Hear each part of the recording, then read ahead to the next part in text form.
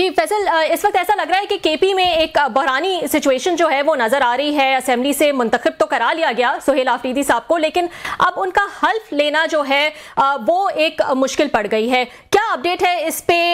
क्योंकि जहां तक मुझे मालूम है कोर्ट ने ये कह दिया है, कल तक का वक्त दे दिया है गवर्नर को कि आप बताएं कि आप हल्फ क्यों नहीं ले रहे हैं।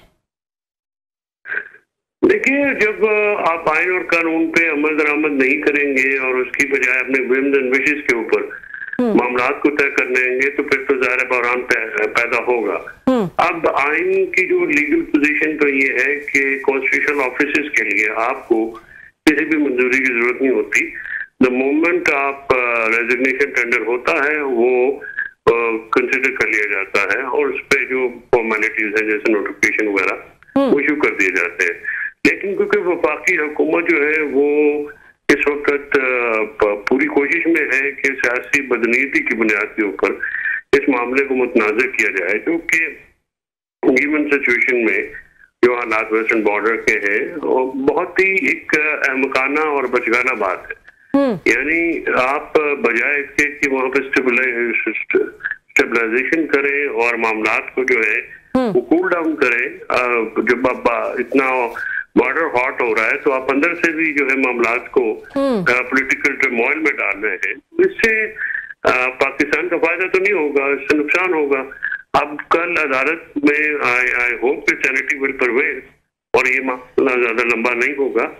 और अली अमीन खान जो है वो असेंबली में भी बयान दे चुके हैं, तो उसके बाद कोई गुंजाइश रहती नहीं है। जो अगर कोई अगर मगर डालता है तो वो तो जाहिर है वो उस नीति की बुनियाद पे मेलाफिजीज है, वरना आइन में तो किसी किस्म का कोई अभाम नहीं। कानूनी पेचीदगियां आप अच्छी तरह से समझते हैं, तो क्या होगा अगर हल्फ नहीं ले रहे गवर्नर? तो क्या ये कानूनी तौर पर अगर इसको देखें तो क्या मामला हो सकता है इसके बाद? देखिए, वो तो चीफ जस्टिस के पास भी पावर है, वो खुद भी हलफ ले सकते हैं। आपको याद होगा हमजा शरीफ का हलफ जो है उस वक्त के गवर्नर उमर चीमा ने लेने से इनकार किया तो परवेज रशीद साहब ने लिया था। तो ये वो कोई इसमें फैसले मौजूद है और हलफ जो है वो तो ओथ होता है, वो गवर्नर नहीं लेगा। ये तो गवर्नर की जो है वो रिस्पेक्ट होती है कि एक ओहदे की कि आप जो है वो क्योंकि वो हेड होते हैं गवर्नमेंट के तो वो ओथ लेते हैं।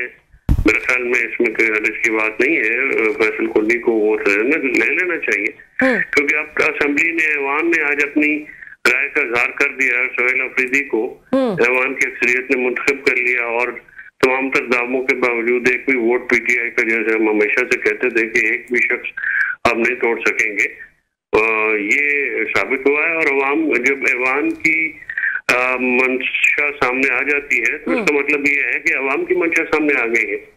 तो इस चीज को अगर अवाम को डिनाई करके आप चलेंगे तो इस तरह से फिर हुकूमत तो नहीं हो सकेगी। वो तो फिर जाहिर है फिर ज्यादा कॉम्प्लिकेशंस पैदा होंगी, पेचीदगियां पैदा होंगी। जी 90 वोट्स जो हैं वो मिले और आई थिंक 2 MPs जो है वो शायद बाहर थे और नहीं, एक स्पीकर एक डिप्टी स्पीकर थे, वो वोट नहीं डालते थे। अच्छा, सही है, ठीक है। तो ये बताइएगा, मैं सुन रही थी ऑपोजिशन लीडर ने ये भी कहा कि 3-4 दिन बाद कर लेते, इतनी क्या जल्दी थी? अगर आपको ये करना ही था तो ये मामला जो है वो हल हो जाता, क्योंकि उन्होंने एतराज लगा के भेजा था उस इस्तीफे पे, तो 3-4 दिन ठहर जाते। ये पॉसिबिलिटी थी कि 3-4 दिन जो है ठहर जाते, और अगर ऑपोजिशन ये कह रही है तो इसके पीछे क्या मकसद होगा?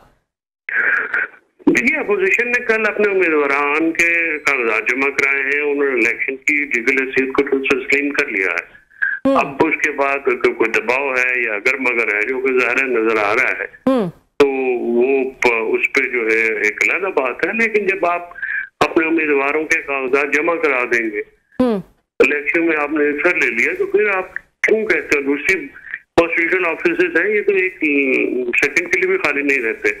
अली अमीन ने रेजिग्नेशन टेंडर करके वो अब डेरा इस्माइल खान चले गए हैं, तो उसके बाद आप किस तरह से उस ऑफिस को खाली रखेंगे? वो तो मुनासिब बात नहीं है और वो हमेशा इस तरह से होता है, बल्कि ये फॉर्मेलिटीज होती हैं तो ये एक दिन लगता है, वरना तो जो ऑफिसेज इस किस्म के वो तो फौरी जो है उनको फिल अप कर दिया जाता है, ताकि जो डे टू डे अफेयर्स में सीएम का बड़ा किरदार होता है, एग्जीक्यूटिव हेड होते हैं, उन्होंने डे टू डे गवर्नमेंट चलानी होती है, और इस तरह से उनके काम में रखना डालना तो जमहूरी अमल के तसलसल में रखना डालना है। तो फैसल, लेट्स सपोज के वो मना करते हैं अभी हल्फ लेने से, तो चीफ जस्टिस जो हैं वो किसी को नॉमिनेट कर सकते हैं हल्फ लेने के लिए? जी, उनके आईनी पावर है आर्टिकल 255 के तहत। वो किसी को भी, जिस सूबे के चीफ जस्टिस है, वो किसी भी अथॉरिटी को, अपने किसी जज को कह सकते हैं, किसी और अथॉरिटी को कह, स्पीकर प्रोविंशियल असेंबली को कह सकते हैं कि आप वोट जो है वो एग्जीक्यूट करें और वोट ले लें उनसे, सीएम साहब से।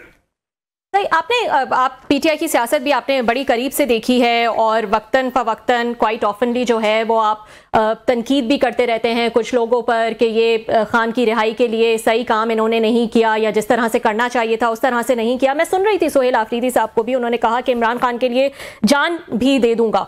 अली अमीन के जाने के बाद आपको लगता है सोहेल आफरीदी ऐसा क्या कर सकते हैं जो कि अली अमीन के बस में नहीं था या अली अमीन नहीं कर पाए? देखिए, सोहेल आफरीदी साहब जो है, अगर वो कोई काम कर सकते हैं तो ये हो सकता है कि केपी में मोबिलाइजेशन अच्छी कर दे। उसके अलावा अगर वो ये कहेंगे कि अलग दरवाजे तो खोल नहीं सकते ज़रा वो, और ना ही कोई बड़ी एक्टिविटी जो है वो मुझे नजर आ रही है कंफ्रंटेशन पे, तो उनको नुकसान होगा। और मेरा ख्याल में उनको आज मैंने उनकी तकरीर सुनी है, वो बिल्कुल एक जैसे स्टूडेंट लीडर की तकरीर होती है वैसी थी, लेकिन अब उनको कोई जिम्मेदारी आ गई है तो सियासी जो मामला है उनको भी समझने की जरूरत है, क्योंकि ये पोस्ट बड़ी डिफिकल्ट है और केपी बड़ा चैलेंजिंग प्रोविंस है। उसको साथ में लेके चलना, ये एक बात बिल्कुल दुरुस्त है कि उनको लोगों ने वोट दिए इमरान खान साहब की रिहाई के लिए, उसके लिए वो जो कुछ कर सकते हैं वो बिल्कुल करेंगे। और उनको पार्टी में किसी किस्म की ग्रुप बंदी का भी अभी सामना नहीं है और वो बड़े हॉट फेवरेट है सबके और एवरीबॉडी लाइक्स हिम। दूसरा, आपने पहली दफा देखा होगा कि जो केपी की लीडरशिप है, जो पॉलिटिकल लीडरशिप है, जिनको हमेशा मैं ये कहता था कि ये लोग वो है जिनको मौका देना चाहिए, उन्होंने बहुत अच्छा एक कंडक्ट किया है, अपने मुखालफिन के पास भी गए हैं, वोट मांगा है, तो एक सियासी अमल की एग्जीबिशन की है और उन्होंने उस सियासी जो एक तरीकेकार मुरवजा है उसको फॉलो किया है। ये एक बहुत काबिल तारीफ बात है। तो फैसल, जैसे आपने कहा कि सियासी जिम्मेदारियां जाहिर होती हैं और ये पोस्ट जो है एक अहम पोस्ट है, और खासतौर पर अगर सूबा जो है वो केपी जैसा हो तो ये पोस्ट निहायत ही जो है वो अहम बन जाती है। तो ये कहना गलत नहीं होगा कि सोहेल आफरीदी भी, ठीक है, आज उनकी तकरीर जो है वो बड़ी मज़ामती तकरीर थी, आपने जैसे कहा कि एक स्टूडेंट की वो जो तकरीर होती है उस तरह की थी, लेकिन इवेंचुअली जो अली अमीन की मजबूरियां नजर आई कि उन्होंने एज अ सीएम जो है वो एक सूबे के सीएम भी हैं, फिर उन्होंने वफाक को, एस्टैब्लिशमेंट को, सबको साथ लेके चलना है, सबसे बातचीत रखनी है, तो इवेंचुअली सोहेल आफरीदी का भी यही फेट होगा ना कि वो भी एज अ सीएम, ऐसा तो नहीं हो सकता कि सबसे जो है वो मजामत करके अपनी ही एक 1.5 इंच की मस्जिद जो है वो बनाकर चले और इमरान खान की अगर ये ख्वाहिश है तो उसको पूरा कर सके। तो ये आपको भी लगता है थोड़ा सा अनरियलिस्टिक होगा even if the person is like Sohail Afridi? देखिए, अली अमीन का जो सबसे बड़ा प्रॉब्लम ये था कि अली अमीन पार्टी को साथ लेके नहीं चल सके और वो अपना एक ग्रुप खड़ा जो है बिल्कुल उन तक महदूद रहे, वकास शेख वगैरह जो है, ये उनके अपने भाई के अलावा उनकी वो किसी की ज्यादा ना उन्होंने सुनी, ना उसमें कोई ऐसा मामला किया जिसकी वजह से उनको बहुत नुकसान पहुंचा, मुखालफत बहुत हो गई। ये क्योंकि जूनियर है, ज्यादा सीनियर लोगों की बात सुनेंगे और पार्टी की जो पार्टी के अंदर जो मामलात हैं, तो उम्मीद है कि सबको साथ लेके चलेंगे।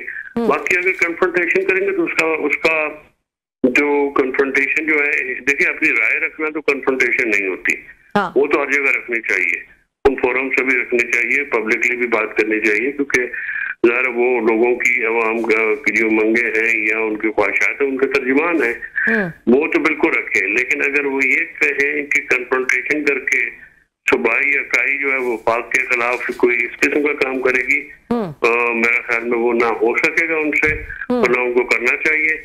और ये एक वो जवाब होगा जिससे पे जो वो हुकूमत की जो अभी उनके ऊपर लगने वाले इल्जामात है, उनको वो सच्चा करने की कोशिश करें। ये बहुत ही एक इनके लिए एक्सपीरियंस पॉलिटिक्स करने की जरूरत है और लीडरशिप की जरूरत है, लीडरशिप का शो करने की जरूरत होगी उनको। और सिर्फ अगर ये कहें कि वहां से कोई बंदे ले आएंगे और फिर मुजाहिरीन वहां पे वो करें, बिल्कुल जो करें, लेकिन ये सारी चीजें सोच समझ के करें, क्योंकि इस वक्त बॉर्डर की सिचुएशन जो है वो भी आपके सामने है, और इंटरनली और इस्टेब्लिशमेंट और हुकूमत को भी मैं बिल्कुल लगी लपटी नहीं रखूंगा। इनको भी होश के नाखून लेने की जरूरत है। जिस तरह से ये किया जा रहा है कि बहुत नुकसानदेह DGI का कोई तुक नहीं बनता था पेशावर में जाके प्रेस कॉन्फ्रेंस करने का। उन्होंने उससे मामला गर्म हुए और उनको वो वहां पे अवाम में एक जो पश्तून अवाम है उनका गमो गुस्सा है, उस चीज को ठंडा करने की जरूरत है।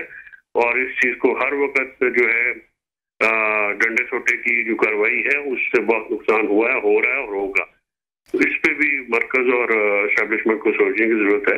कोई भी जो है अपने मामलात को, मिजाज को खुद से को थोड़ा ठंडा करे। ये हर वक्त जो इस वक्त होता है कि डंडा डोली करके, इससे तो मामलात नहीं चलेंगे और केपी में तो बिल्कुल भी नहीं चलेंगे। लेकिन फैसल, जो दहशतगर्दी का मसला है वो एक बहुत बड़ा मसला है और केपी जो है वो इस पे सबसे ज्यादा अफेक्टेड है। PTI का बार बार ये कहना कि बातचीत से जो है वो मसला हल होगा, हुकूमत का ये कहना कि सुहेल आफरीदी जैसे शख्स को इसलिए लगाया गया है कि वो जो है ऑपरेशन की मुखालफत करें, ये दो बिल्कुल मुख्तलिफ एक्सट्रीम्स जो हैं वो नज़र आ रही हैं। तो ये कंफ्यूज पॉलिसी के साथ तो आगे नहीं बढ़ा जा सकता, और ये दहशतगर्दी का मसला इंतहाई संगीन मसला है। ये कोई मजाक नहीं है, कोई बच्चों की बात नहीं है, ये एक निहायत संगीन मसला है। इस पे अगर दोनों अतराफ जो हैं वो एक पॉलिसी पे नहीं आएंगे, एक पेज पे नहीं आएंगे, तो एक कंफ्यूज स्टेट के साथ कैसे आगे बढ़ेंगे? देखिए रबे, आपकी बात बिल्कुल सरफेस से कि ये कंफ्यूजन नहीं होनी चाहिए, कंफ्यूजन को दूर होना चाहिए। देखिए वहां पे जो मरूजी हालात है वो इस तरह से है, क्योंकि आज से नहीं तकरीबन 50 सालों से केपी जो है वो फ्रंट लाइन है। अफगान जहाज के दौरान, फिर नेफ्टीज की जो जहाज था, फिर मुशर्रफ 9/11 के दौरान, और अब फिर ये जो ऑपरेशन हुए इसमें, तो ये सारी चीजों को जो लोकल लोग हैं उनकी प्रॉब्लम ये है कि वो एक तरफ TTP को फेस करते हैं, एक तरफ लॉ एनफोर्समेंट एजेंसीज को फेस करते हैं, तो आपको फिर उनको एतमाद में लेना पड़ेगा ना। और ये जो मसला है दहशतगर्दी का, ये बहुत, जैसे आपने कहा, बहुत संजीदा मसला है। तो इसको रूट आउट करने के लिए तो आपको लोकल पॉपुलेशन आपके बिल्कुल साथ चाहिए, कंधे से कंधा मिला के खड़ी हो। और वहां पे जो कबाइल हैं, ड्यूरल लाइन पे लोगों के दोनों तरफ रिश्तेदारियां हैं, बंदे जब उस वक्त होते हैं, नुकसान होता है, तो फिर एक जो कोलैटरल डैमेज है उसके नतीजे में भी एक नफरत होती है। तो वो लोग भी जो है वो फिर मुखालिफ समझ पर चले जाते हैं। तो ये सारी चीजों को बातचीत के जरिए आप हल करेंगे ना। उसमें सुहेल आफरीदी साहब का या PTI का कोई ये मामला तो नहीं है ना कि वो फौज से लड़ना चाहते हैं। वो तो फौज को बार बार यही कह रहे हैं कि आप अपने लोगों के साथ इंडल्ज करें, एंगेज करें, और एंगेजमेंट की पॉलिसी जो है वो बड़ी जरूरी है। अगर आप उनको साथ बातचीत नहीं करेंगे, अब आपने देखें कि हमारी फौजों ने एक बड़ा बेफिटिंग रिस्पॉन्स दिया है वहां पे जो हमला हुआ, लेकिन अब उसके बाद क्या डिप्लोमेसी कतर और सऊदी अरबिया की नहीं हुई है, तो फिर ये जब एक तीसरा मुल्क आ रहा है और 20 साल लड़े हैं अफगानिस्तान और अमेरिका और दोहा में उन्होंने बैठ के बात की है, तो हर जंग के बाद तो फिर टेबल टॉक तो होती है, डिप्लोमेसी तो होगी, पॉलिटिकल एंगल तो आएगा। उसको आप ब्रश साइड करके आज जिसके ऑपरेशन जो है टारगेटेड ऑपरेशन तो ऑलरेडी हो रहे हैं और उसकी आई थिंक मुखालफत भी नहीं है, लेकिन अगर आपको मेजर ऑपरेशन करेंगे तो वो तो फिर जिस यूनिट में यानी जिस सूबे में ऑपरेशन होगा तो उनकी हुकूमत को साथ लेके चलना पड़ेगा और उनके तहफ़्फ़ुज़ात को भी दूर करना पड़ेगा, क्योंकि लोगों को नुकसान होता है और बराह रास्त फिर इसका निशाना बनती है लोकल सिविलियन और लॉ एनफोर्समेंट एजेंसी जो है। वो भी जितने हमारे लोग शहीद हो गए, ऑफिसर्स और जवान शहीद हुए फौज के, FC के, पुलिस के, आम लोगों के, तो ये बड़ा, इसको तो बड़ा पूरे अपोजिशन को, हुकूमत को, वफाकी हुकूमत को, इदारों को बैठ के एक कॉन्फ्रेंस बनानी चाहिए। वहाँ पे पख्तून जो लोग हैं उनके साथ बैठे, जो लीडर हैं उनके साथ बैठे, दूसरी सियासी पार्टियों को साथ बैठाएं। ये कोई बच्चों का खेल तो है नहीं। फैसल, तो ये जाते जाते ये बताएगा कि क्या लग रहा है आपको, सुहेल आफरीदी आ जाएंगे तो उनके बाद कोई डेवलपमेंट पर, गवर्नेंस पर, लोगों की फलाह पर, आवाम की बेहतरी पर कोई काम होगा, या बस वही जो इतने टाइम से ये सूबा जिस चीज़ में जकड़ा हुआ है वो है मज़ामत मज़ामत मज़ामत? ये भी यही कैरी ऑन करेंगे, बल्कि वन स्टेप अहेड होंगे, क्योंकि आपने कहा कि इनके पास मोबिलाइज करने की पावर है, तो यही फ्यूचर अभी नजर आ रहा है आपको? डेफिनेटली वो करेंगे ही, लेकिन जब आप डे टू डे अफेयर चलाते हैं, हल्कों के, एमपीएस के, मेंबरान के काम होते हैं, अवाम के तो डे टू डे अफेयर होते हैं, उनको तो चलाना होता है। अगर वो नहीं चला पाएंगे तो वो तो मुश्किल हो जाएगा ना जी। वो तो साथ साथ में फिर देखना पड़ता है। अब यही तो उनकी देखना है ना कि ये टीम क्या बना, उसमें एक्सपीरियंस लोग कौन कौन से आते हैं, वहां से इनकी कैबिनेट कैसे बनती है, जाहिर वहीं से फिर आपको पता चलेगा। सिर्फ अगर आप ये कहें कि ये ठीक बात है कि लोगों की जो इस वक्त पीटीआई के जो लोग हैं उनकी डेवलपमेंट में या गवर्नेंस में तो दिलचस्पी नहीं है, लेकिन बाहर तौर पे ये गवर्नमेंट का काम तो होता है, डे टू डे फेस चलाने होते हैं और फिर काम भी होते हैं लोगों के अपना उसमें हर तरह के, तो वो तो साथ में करने पड़ेंगे। वे कैबिनेट बनाए, तो इसलिए मैं कह रहा हूँ ना कि आप हलफ लें ताकि जो रूटीन बहाल हो। उसके बाद अगर कुछ करते हैं तो फिर आप देख लीजिए। ये तो पहले जो है वो उनको जो है टारगेट करके बैठे हुए सारे।